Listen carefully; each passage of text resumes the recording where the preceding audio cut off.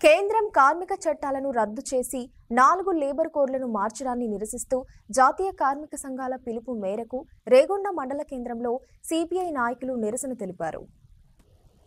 దేశవ్యాప్త సార్వత్రిక సమ్మెలో భాగంగా సిపిఐ రేగొండ మండల కమిటీ ఆధ్వర్యంలో రేగొండ మండల కేంద్రంలో నిరసన తెలిపారు.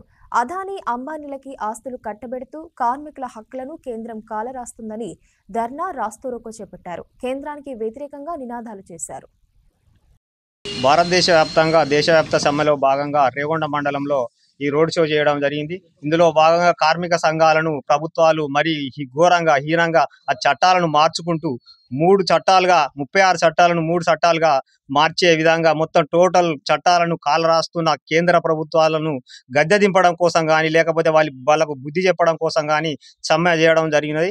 దీనిలో భాగంగా ఇప్పుడు వీటిని గుర్తు చేసుకొని కేంద్ర ప్రభుత్వాలు కనుక కార్మిక చట్టాలను మార్చి కార్మికులకు అనుకూలంగా కనుక చేయకపోతే నిరంతరం సమ్మె చేయడమే కాకుండా నిరసనలు తెలపడం జరుగుతూ ఉన్నది. అట్లా కాకుండా మారకపోతే కనుక ఇది ఉధృతం చేయడం కోసం ప్రయత్నం చేస్తాము. అది కార్మికుల వైపు నుంచి నిరంతర పోరాటం చేస్తూ ఉన్నాం, ప్రభుత్వానికి హెచ్చరిస్తూ ఉన్నాం.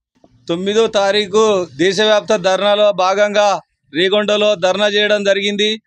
పెరిగిన ధరలకు అతీతంగా ఈరోజు నరేంద్ర మోడీ కార్పొరేట్కు అనుకూలంగా పేద ప్రజల రక్తాన్ని దోమలు పిండినట్టుగా పిండి ప్రజాస్వామ్యాన్ని కూని చేసుకుంటూ గవర్నమెంటు రైల్వే రంగం, బొగ్గుబాయి, అదేవిధంగా మైనింగు, ప్రతిదీ నిత్యావసర వస్తువులు మొత్తం ప్రైవేటీకరణ చేసి 10 గంటల విధానాన్ని 10 గంటల పని విధానాన్ని కార్పొరేట్లకు అనుకూలంగా ఈరోజు కరోనా టైం చూసి 2020లో చట్టం కార్పొరేట్లకు అనుకూలంగా చుట్టంగా తయారు చేసిండు.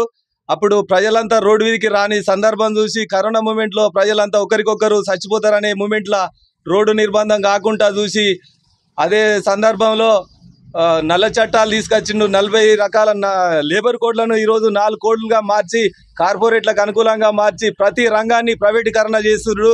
ఈ రంగాన్ని మేము తీవ్రంగా వ్యతిరేకిస్తూ ప్రజాస్వామ్యాన్ని కూని చేస్తున్న నరేంద్ర మోడీకి రాబోయే రోజుల్లో బుద్ధి చెప్పాలని చెప్పి ఈరోజు భారతదేశ వ్యాప్తంగా ధర్నాలు చేయడం జరిగింది.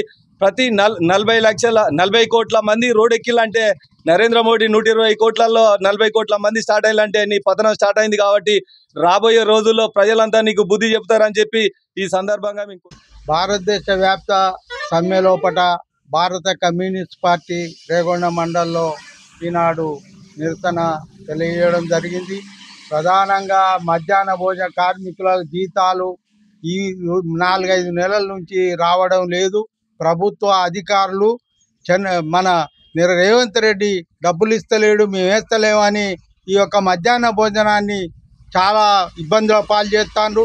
వాళ్ళు కొడుగుడ్ల పైసలు కానీ విద్యార్థులకు అంటిపెట్టడు కానీ వాళ్ళకి ఇవ్వకుండా చాలా ఇబ్బంది చేస్తాండ్రు. ఇది ఏమన్నంటే ప్రభుత్వ అధికారులు రేవంత్ రెడ్డిని చూపిస్తాండ్రు.